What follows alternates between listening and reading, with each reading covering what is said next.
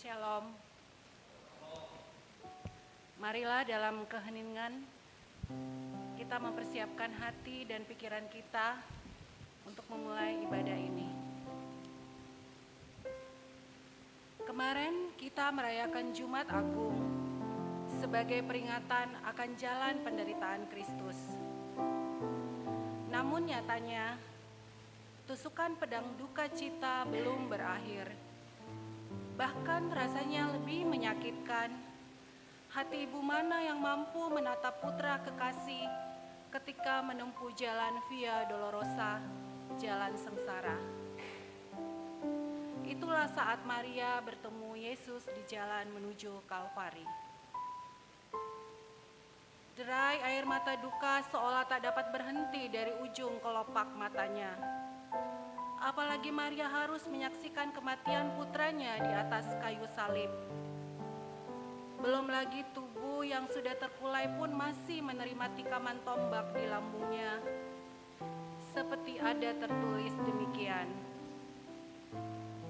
Tetapi ketika mereka sampai kepada Yesus dan melihat bahwa ia telah mati, mereka tidak mematahkan kakinya. Tetapi seorang dari antara prajurit itu menikam lambungnya dengan tombak dan segera mengalir keluar darah dan air. Hati ibu mana yang tidak teriris, merasakan kepedihan yang tidak terkira, manakala harus menyaksikan peristiwa penuh nestapa. Seperti yang terlihat pada patung Pieta karya Michelangelo, dengan teliti bercerita tanpa kata, ketika Maria memangku sang putra terkasih. Lengkap sudah sabta duka sang Maria. Lantas, berakhirkah kisah Jumat Agung itu? Tentu tidak. Karena kisah Jumat Agung berganti narasi Sabtu Sunyi, narasi tentang ruang antara ruang tanpa kata. Hanya keheningan sejati tinggal tetap dalam narasi Sabtu Sunyi. Narasi yang sejatinya menjadi pusat keagungan hari penyaliban dan kematian Tuhan. Itulah mengapa Jumat Agung menjadi sebuah perayaan iman dan Sabtu Sunyi benar-benar menjadi keheningan paling sepi. Narasi Jumat Agung hingga Sabtu Sunyi tanpa kata menjadi bermakna. Manakala kita mampu melihat jejak kaki Tuhan, dengan menemukan jejak kaki di atas tahta kerajaan maut, kita pun diberi karunia untuk memastikan perjalanan terus berlanjut tanpa rasa takut. Kurang lebihnya sama dengan seruan sang pemazmur. Sekalipun aku berjalan dalam lembah kekelaman, aku tidak akan takut bahaya, sebab Engkau besertamu. Gadamu dan tongkatmu itulah yang menghibur aku. Lembah kekelaman bukanlah perhentian terakhir. Bahkan perjalanan kita tidak berhenti di ruang tanpa kata. Keheningan itu pada akhirnya pecah bersama puncak hari Paskah saat fajar di ufuk timur mulai mereka. Jemaat yang dikasihi Tuhan, marilah kita melakukan perenungan Sabtu Sunyi. Kita bangkit berdiri.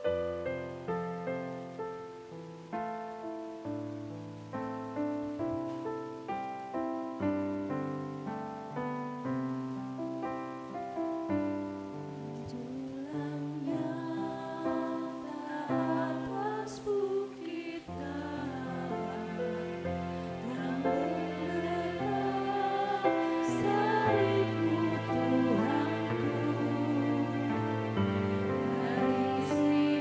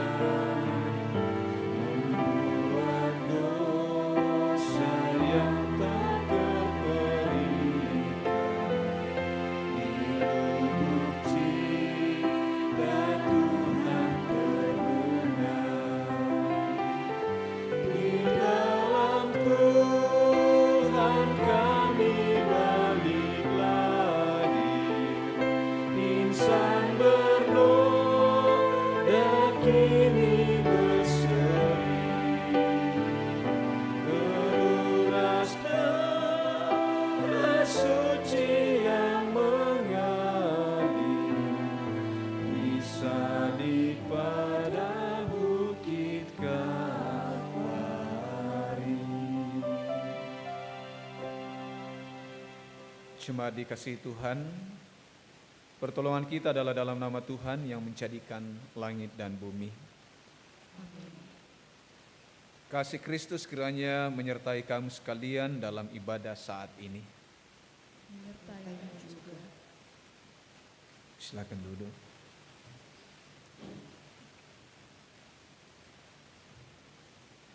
Dalam segala kerendahan hati dan kesunyian, merenungkan jejak Tuhan sampai di liang kubur, kita datang pada kaki salibnya.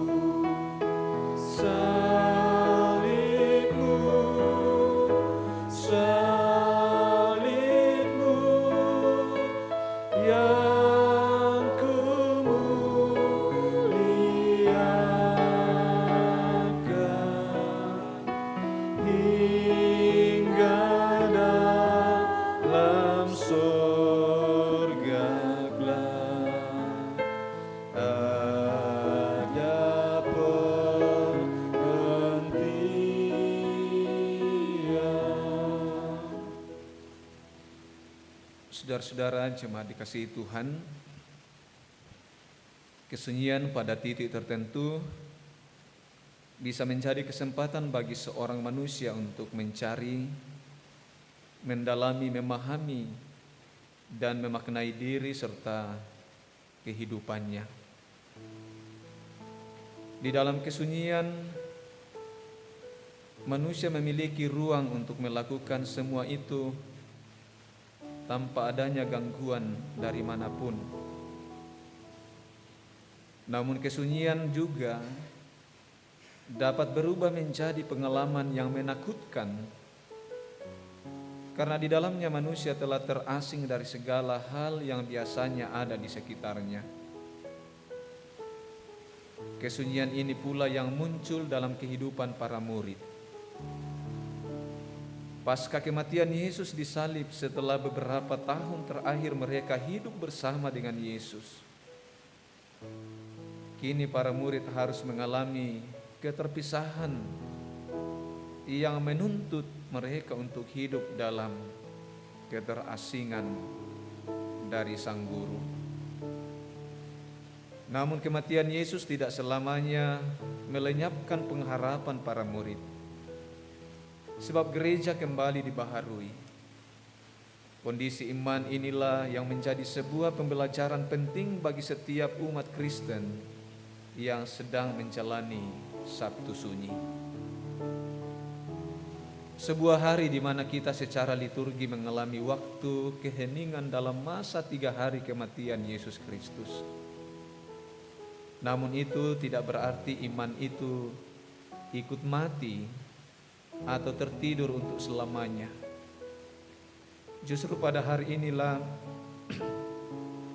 kita kembali diajak untuk membangkitkan suara iman, suara Yesus, segala pengajaran dan kebenaran firman Tuhan,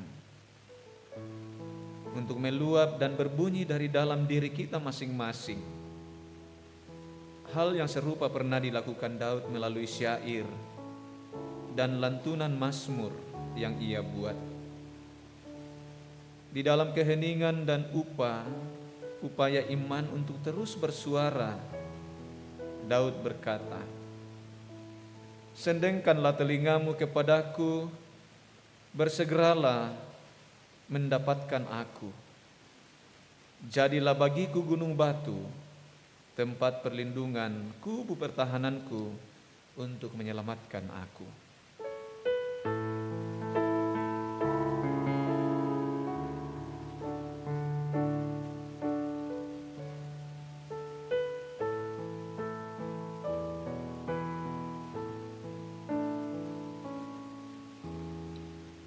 Ingatkan nama Yesus, kau yang susah dan sedih.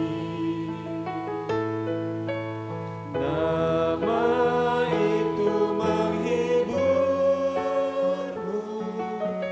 mana saja kau pergi. Indahlah namanya, pengharapan dunia. Indahlah namanya, suka sorga yang bakal.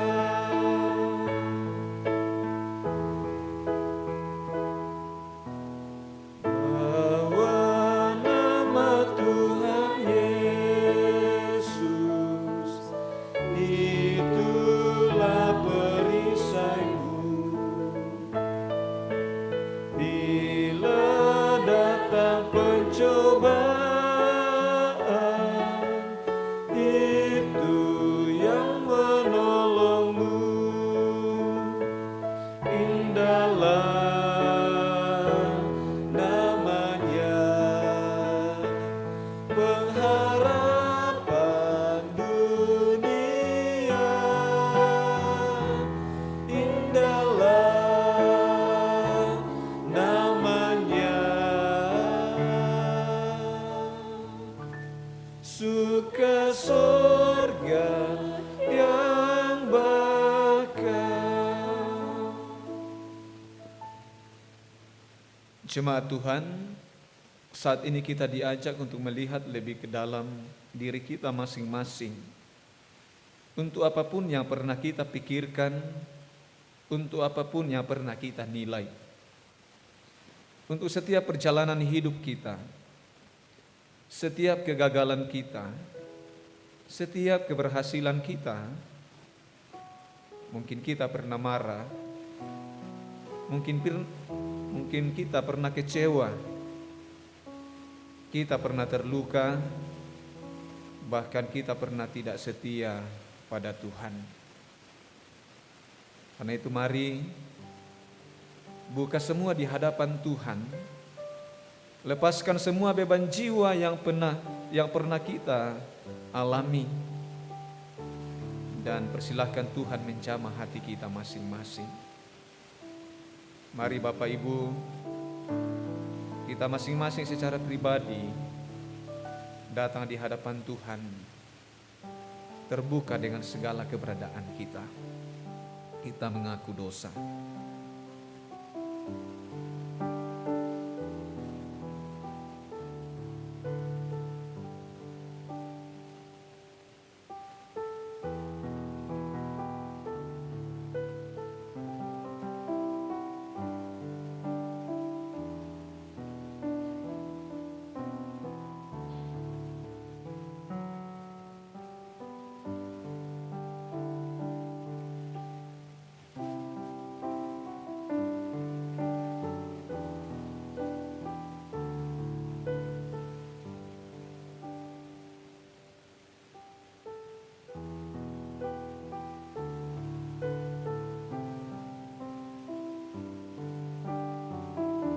Ya Tuhan, dengarkanlah seruan hati kami.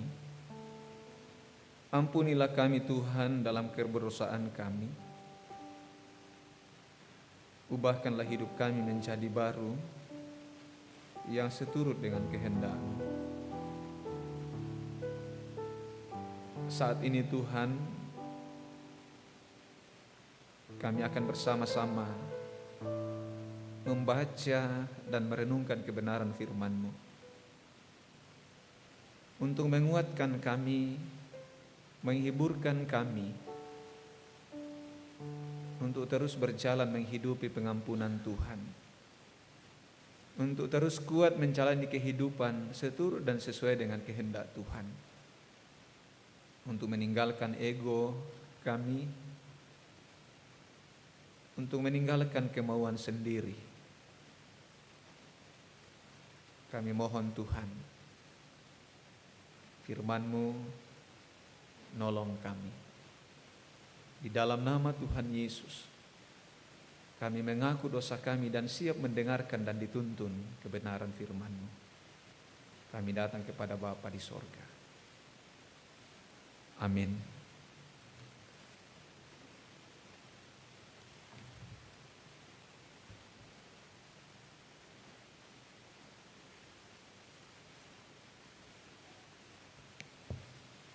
Firman Tuhan terambil dari kitab Ayub 14 ayat 1 sampai dengan 17. Ayub 14 ayat 1 sampai 17. Manusia yang lahir dari perempuan singkat umurnya dan penuh kegelisahan. Seperti bunga ia berkembang lalu layu. Seperti layang-layang ia hilang lenyap dan tidak dapat bertahan.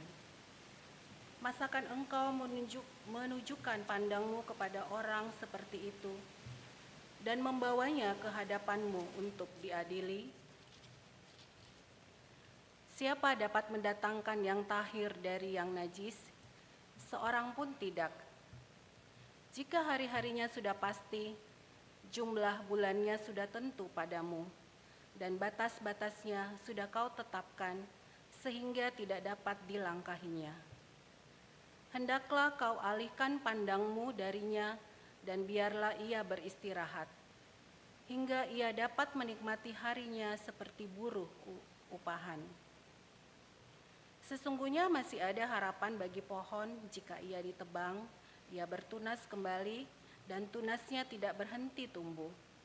Meskipun akarnya menjadi tua di dalam tanah dan tunggalnya mati di dalam debu, bersemilah ia setelah diciumnya air dan mengeluarkan ranting seperti semai. Tetapi bila manusia mati, tak berdayalah ia.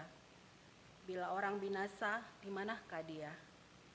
Seperti air menguap dari dalam tasik dan sungai surut lalu menjadi kering. Demikianlah manusia berbaring dan tidak bangkit lagi, sampai langit lenyap, mereka tidak terjaga dan tidak bangun dari tidurnya.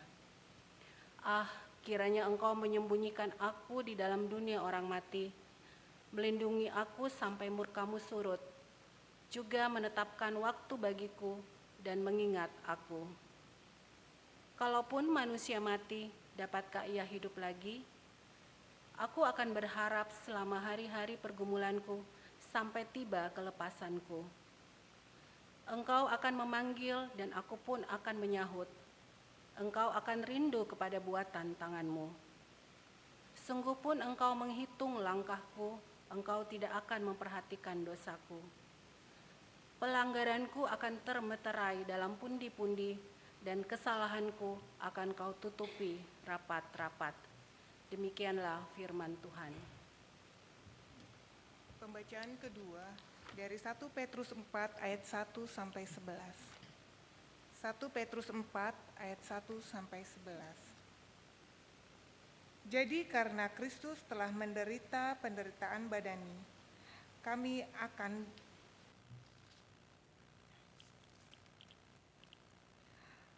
kamu pun terus juga mempersenjatai dirimu dengan pikiran yang demikian.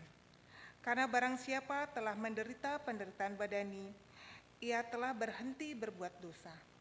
Supaya waktu yang sisa jangan kamu pergunakan menurut keinginan manusia, tetapi menurut kehendak Allah. Sebab telah cukup banyak waktu kamu pergunakan untuk melakukan kehendak orang-orang yang tidak mengenal Allah.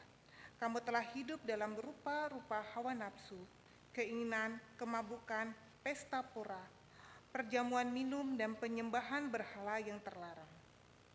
Sebab itu mereka heran bahwa kamu tidak turut mencemplungkan diri bersama-sama mereka di dalam kubangan ketidaksenonohan yang sama, dan mereka memfitnah kamu.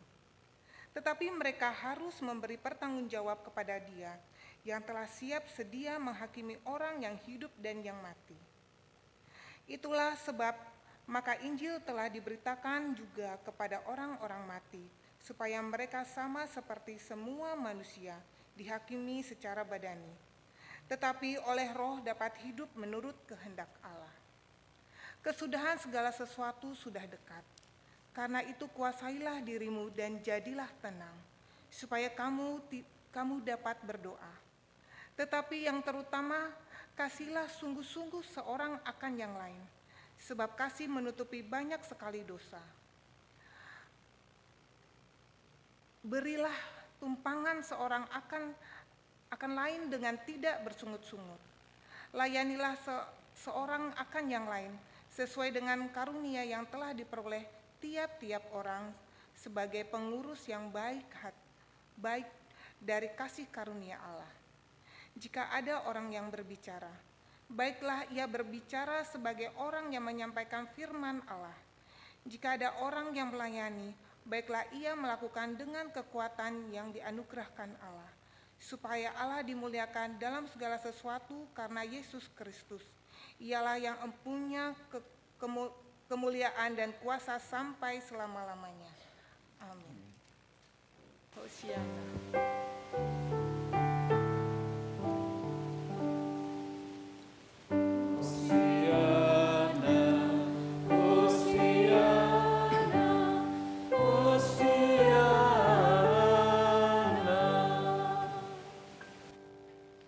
Injil Yohanes pasal 19 ayat 38 sampai 42. Yesus dikuburkan. Sesudah itu Yusuf dari Arimatea, ia murid Yesus tetapi sembunyi-sembunyi karena takut kepada orang-orang Yahudi, meminta kepada Pilatus supaya ia diperbolehkan menurunkan mayat Yesus. Dan Pilatus meluluskan permintaannya itu. Lalu datanglah ia dan menurunkan mayat itu. Juga Nikodemus datang ke situ. Dialah yang mula-mula datang waktu malam kepada Yesus. Ia membawa campuran minyak mur dengan minyak gaharu, kira-kira 50 kati beratnya. Mereka mengambil mayat Yesus, mengapaninya dengan kain lenan, dan membubuhinya dengan rempah-rempah menurut adat orang Yahudi bila menguburkan mayat. Dekat tempat di mana Yesus disalibkan ada satu taman, dan dalam taman itu ada suatu kubur baru yang di dalamnya belum pernah dimakamkan seseorang. Karena hari itu hari persiapan orang Yahudi, sedang kubur itu tidak jauh letaknya, maka mereka meletakkan mayat Yesus ke situ. Kure semangat puang tu kadamni.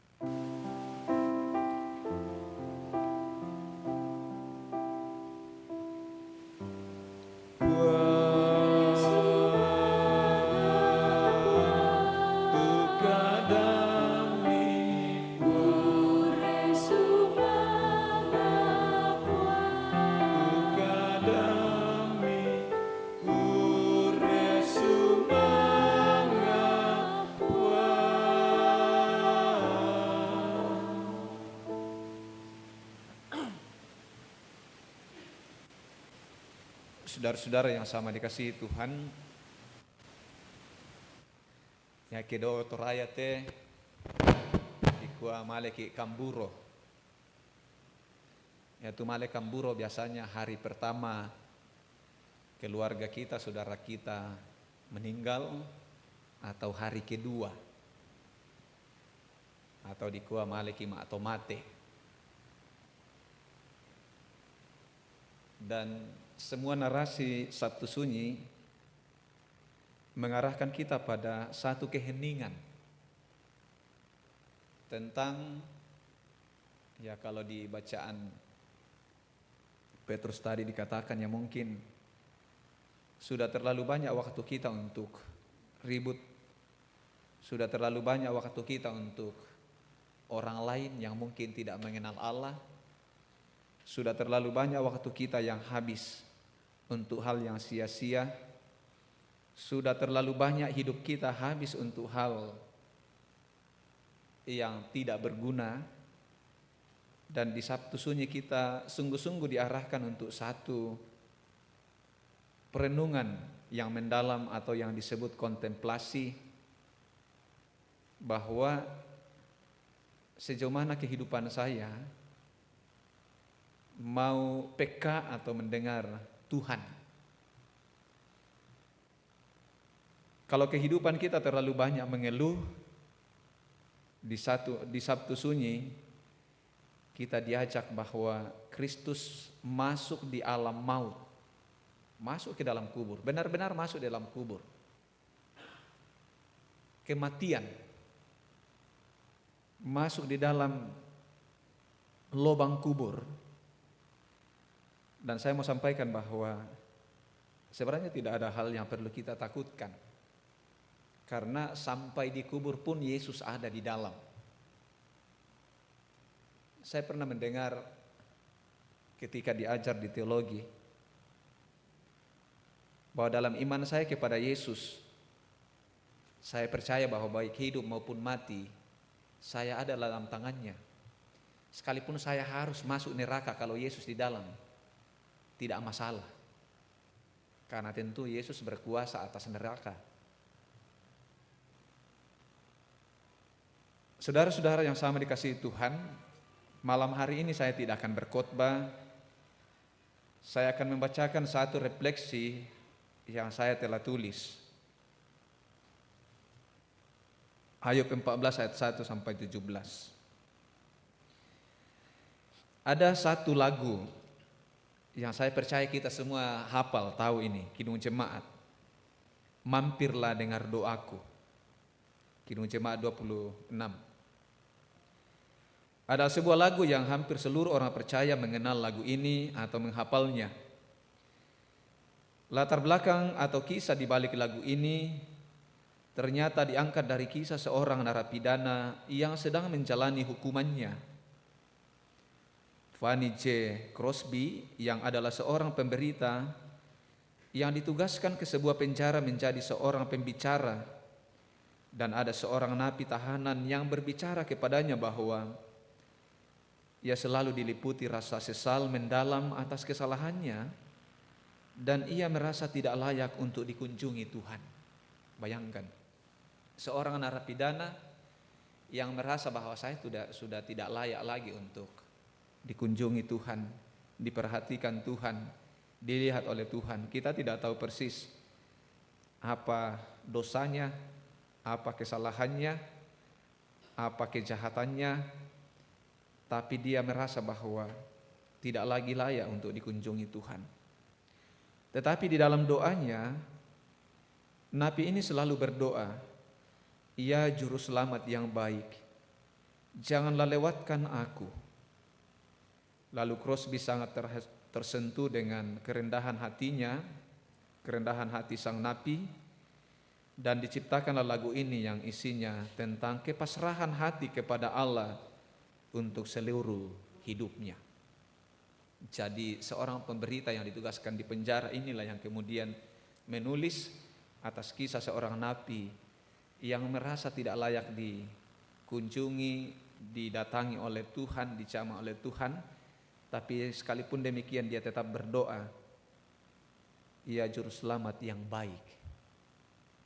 Ini satu hal yang menarik. Mungkin Bapak Raka bisa iringi kita nyanyi sama-sama ini. Mampirlah dengar doaku, Kidung Jemaat 26.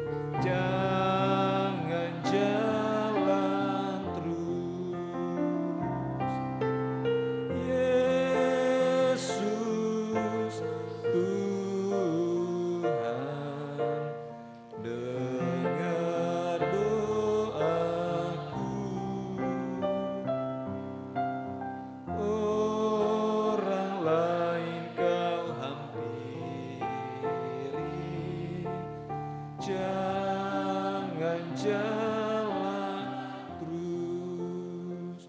Di hadapan tahta rahmat aku menyembah. Di hadapan tahta rahmat aku menyembah. Tunduk dalam penyesalan, Tuhan tolonglah. Yesus Tuhan, dengar doaku. Orang lain kau hampiri, jangan jalan terus. Saya tidak tahu sejauh mana sikap kita ketika kita berdoa, bahwa ada kerendahan hati di sana dan kesadaran diri bahwa kita sesungguhnya adalah orang yang tidak layak dan tetap menghadap tahta Allah untuk sungguh-sungguh bahwa kita adalah orang yang seharusnya mati, yang berada di salib dan di kubur itu, tapi Kristus mau di sana. Bapak Ibu, sama seperti cerita lagu tersebut, kisah hidup Ayub yang telah kita baca pun dapat menjadi contoh bagi kita tentang hidup yang penuh dan kepasrahan kepada Allah dengan penuh kerendahan hati. Ia seorang tokoh Alkitab yang sangat terkenal dan menjadi teladan bagi kita orang percaya masa kini. Ayub yang adalah manusia tabah, yang sepenuhnya meletakkan harapannya kepada Allah dalam setiap pergumulan yang sedang ia hadapi. Ayub percaya bahwa setelah mati akan ada kehidupan yang baru bersama dengan Allah. Dasar penantian Ayub ialah kasih Allah yang sungguh nyata dalam hidup orang percaya. Dengan iman dan harapan yang penuh, maka Ayub tidak akan rapuh dan ragu dalam setiap hidupnya. Kehidupan ini tidak lebih dari menikmati proses iman yang dimurnikan oleh Tuhan. Maka jangan heran kalau masalah demi masalah datang menghadang kita. Namun firman Tuhan hari ini bukan menginginkan kita menghitung-hitung masalah, namun bagaimana atau dengan siapa kita menikmati dan menghadapi masalah itu. Belajarlah dan terus belajar bersama dengan Tuhan. Belajarlah berharap kepada Tuhan di setiap masalah yang menghadang. Kalau Tuhan bisa mengubahkan masalah Ayub dengan sukacita, tentu juga dilakukannya untuk kita yang punya masalah saat ini. Seorang manusia, anak manusia, datang ke dunia untuk menanggung siksa dan derita begitu berat. Diejek bahkan ia harus mati dengan cara yang sangat memprihatinkan, yakni disalib layaknya seorang penjahat. Ya, dialah Yesus sang anak manusia. Ada seorang yang bernama Yusuf dari Arimatea dan seorang lagi Nikodemus. Mereka sebenarnya ingin menyatakan keprihatinan kepada Yesus. Di tengah penderitaannya, namun apa daya kuasa fana jabatan membuat mereka takut untuk bertindak. Bahkan saat Yesus disalibkan, mereka tidak cukup berani untuk membawa tubuh Yesus. Itu sebabnya secara diam-diam Yusuf datang kepada Pilatus dan memohon agar ia diperbolehkan menurunkan mayat Yesus. Saudara-saudara, kehilangan jabatan, posisi, biasa kata toraya dakoti bollo piringta, seringkali membuat kita takut untuk mempersaksikan tentang Yesus yang adalah kebenaran. Kita seringkali berada pada zona nyaman, daun nak tangan rambui, diong nak tangan atok doi. Kita memilih posisi tengah yang baik-baik saja dan tidak berani untuk menyatakan satu kebenaran. Dia dikuburkan dalam suatu taman yang mana di dalamnya belum pernah menjadi tempat pemakaman siapapun. Di dalam kemuliaannya, di sanalah Yesus dimakamkan. Begitu pilu kisah kematian Yesus, maka Sabtu Sunyi menjadi peringatan akan peristiwa penguburan Yesus. Dalam perenungan dan pergumulan, kita diingatkan tentang pengorbanan kasih Kristus yang amat besar terhadap umat manusia.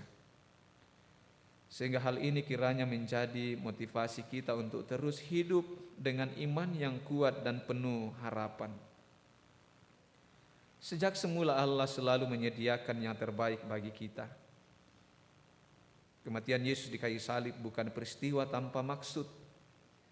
Kematian Yesus juga bukan sekedar cerita bersejarah, melainkan kematian Yesus adalah bukti kasih-Nya sebagai Sang Bapa yang datang membawa keselamatan bagi dunia yang telah rapuh dan kacau karena dosa.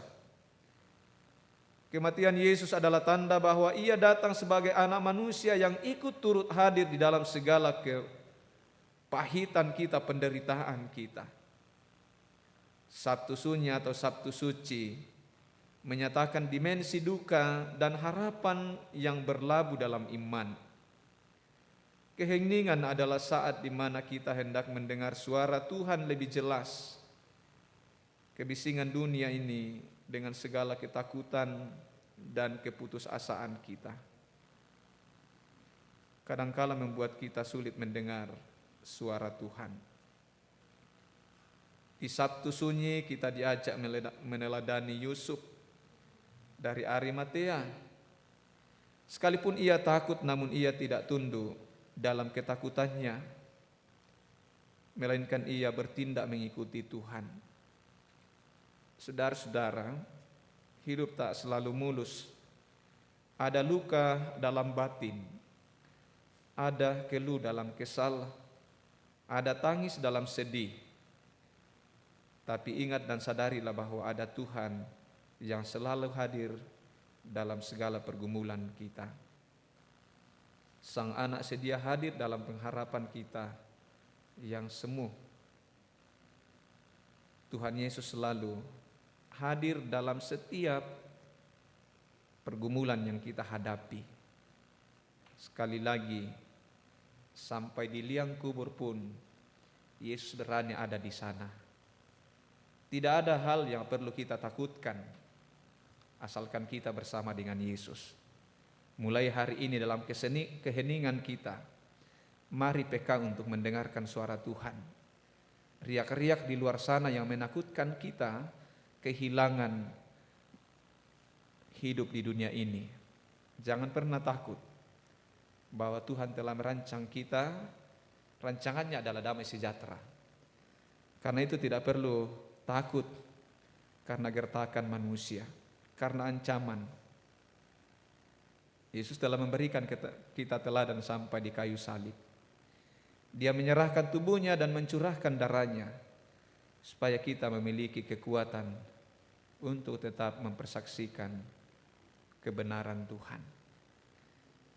Belajarlah mendengar suara Tuhan dari kesunyian hati kita.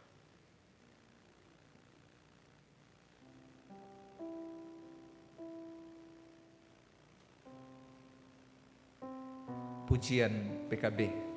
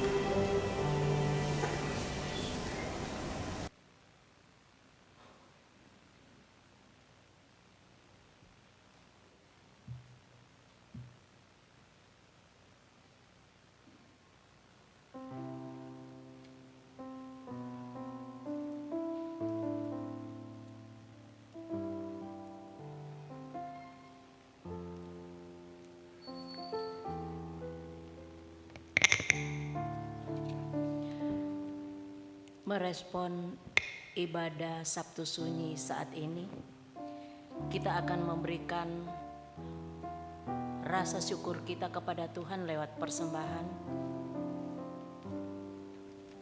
Dan kita akan dituntun firman Tuhan dari Mazmur 31 ayat 8 sampai ayatnya yang ke-9. Firman Tuhan berkata, "Aku hendak bersorak-sorak dan bersukacita karena kasih setiamu, sebab engkau telah menilik sengsaraku, telah mengetahui kesesakan jiwaku. Engkau tidak menyerahkan aku ke tangan musuh, tetapi menegakkan kakiku di tempat yang lapang." Di hening malam ini, Tuhan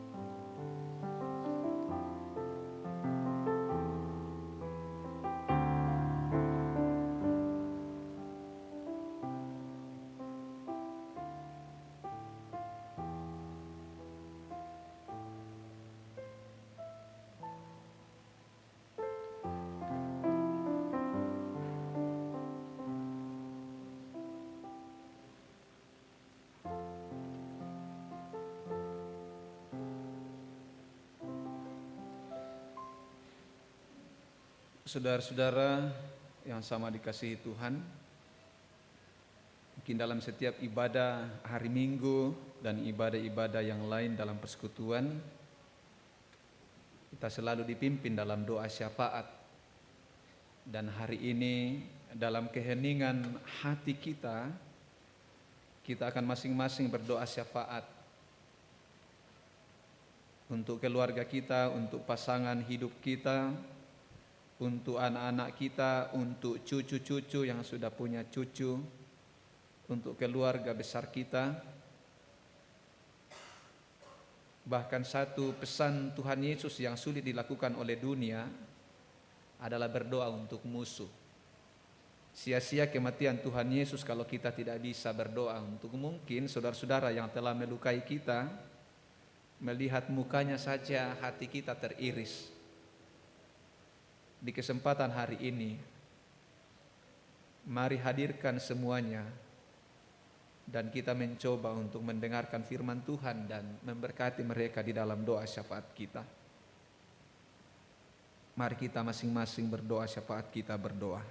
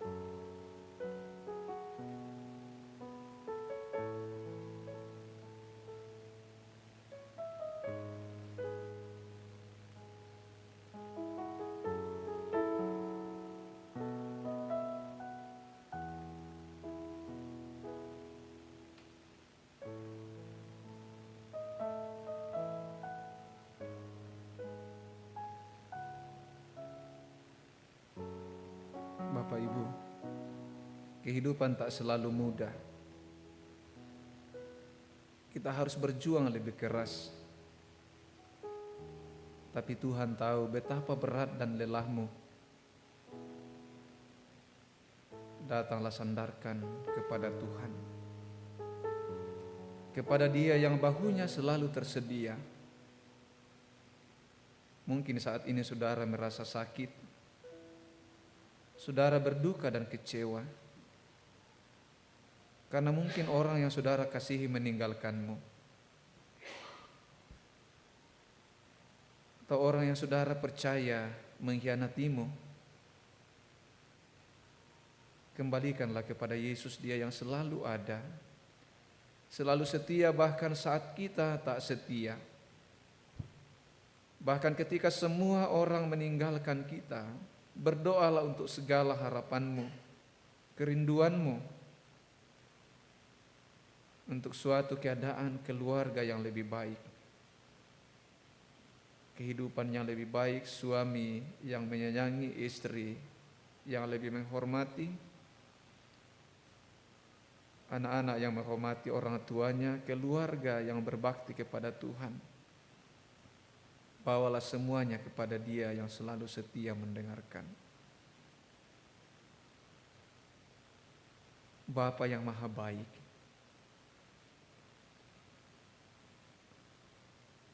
anak-anakmu telah datang berseru kepadamu dari hati yang paling dalam. Mereka telah membisikkan isi hati mereka. Sendengkanlah telingamu ya Allah, dengarkanlah teriak mereka. Dengarkanlah permohonan mereka. Dan juga bersama-sama kami terus berdoa untuk bangsa yang kami cintai. Sadarkanlah para pemimpin kami untuk tidak mencari kepentingan sendiri. Sadarkanlah kami untuk mengambil bagian untuk tidak menjadi masalah bagi negara ini. Sebagai gereja-Mu Tuhan, teruslah berikan kami semangat untuk mencintai gereja pelayanan. Bukan untuk mencari puji-pujian yang sia-sia, tetapi sebagai bagian rasa syukur kami atas segala kasih sayang Tuhan, untuk mempermuliakan Tuhan dalam setiap tindakan sekecil apapun yang kami lakukan dalam pelayanan. Berkati gereja Toraja, tengah-tengah jemaat di klasis di wilayah dan sinode, dimanapun gereja-Mu ada. Pakailah kami Tuhan untuk menyatakan suara kenabian-Mu. Kami bersama berdoa untuk saudara-saudara kami dalam kelemahan tubuh, yang sakit Tuhan Engkau pulihkan. Berikan semangat mereka iman yang teguh untuk terus mempercayakan kehidupannya bagi Tuhan. Bahwa hidup mati kami dalam iman kepada Yesus, kami hidup dalam jaminan Tuhan Yesus. Inilah doa kami Tuhan, inilah syafaat kami. Dengarkanlah kami Tuhan. Di dalam nama Tuhan Yesus kami membawa syafaat kami, dan sudah mengajar kami berdoa bersama-sama demikian. Bapa kami yang di sorga, dikuduskanlah nama-Mu, datanglah kerajaan-Mu, jadilah kehendak-Mu di bumi seperti di surga. Berikanlah kami pada hari ini makanan kami yang secukupnya, dan ampunilah kami akan kesalahan kami, seperti kami juga yang mengampuni orang yang bersalah kepada kami. Dan janganlah membawa kami ke dalam pencobaan, tetapi lepaskanlah kami daripada yang jahat. Karena Engkau yang mempunyai kerajaan dan kuasa dan kemuliaan sampai selama-lamanya. Amin.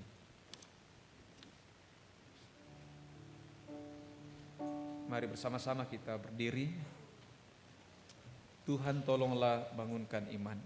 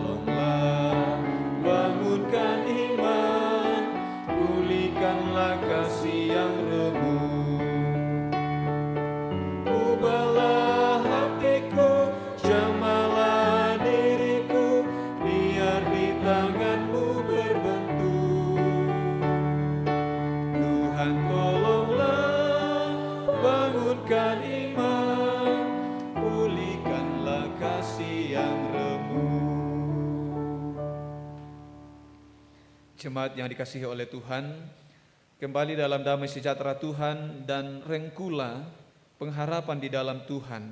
Dialah sumber kekuatan dalam duka dan resah, dan mari terima berkat Tuhan. Tuhan memberkati engkau dan melindungi engkau.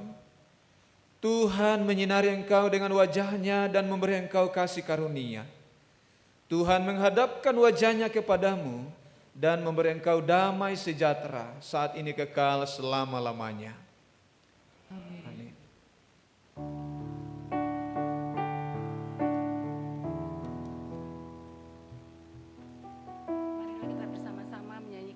dengan syukur berserah kepada Yesus.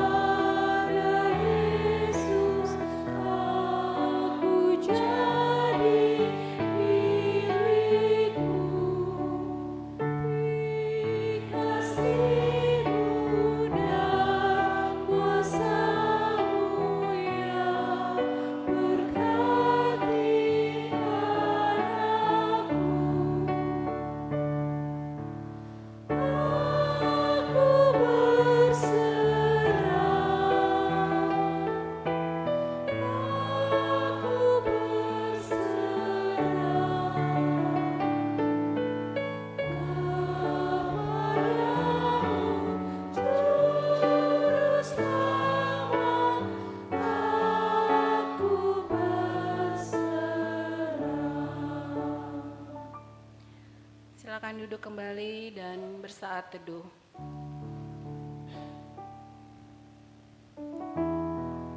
Selamat memperingati Sabtu Sunyi. Tuhan Yesus memberkati.